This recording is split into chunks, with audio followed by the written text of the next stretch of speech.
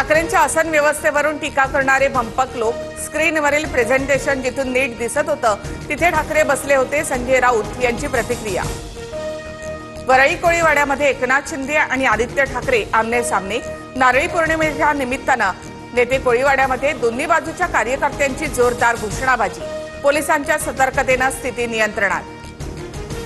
वरळी कोळीवाड्यामध्ये खूप पर्यटक येतात, आम्ही स्थानिक प्रतिनिधी म्हणून कर्तव्य पार पाडायला येतो।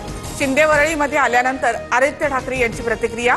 तर कोळी बांधवांनी मला देखील उत्सवासाठी निमंत्रित केलं, शिंदेंचं भाष्य। अपहरणानंतर रोहित पवारांनी व्हिडिओ कॉल केला। मारहाणीबाबत कार्यकर्ता अमित सुरवसेची माफी मागायला सांगितली। नकार दिल्यानंतर याला बघून घ्या असं रोहित पवार म्हणाले। पडळकर समर्थक शरणू हांडेचा मोठा आरोप। सरकारच्या विरोधामध्ये बोलतो म्हणून मला अडकवण्याचा प्रयत्न। पडळकर फडणवीसांच्या सांगण्यानुसार बोलतात।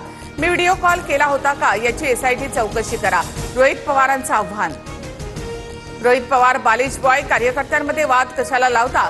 मला मारायचं असेल तर बारामतीमध्ये कुठे येऊ ते सांगा, गोपीचंद पडळकर यांचं प्रति आव्हान। सध्या सुरू असलेल्या प्रकरणावरून मला वेदना होत आहेत। जळगावातील राजकारण थांबलं पाहिजे। खडसे कुटुंबावर होत असलेल्या आरोपांवरून भाजपच्या केंद्रीय मंत्री रक्षा खडसे यांची नाराजी।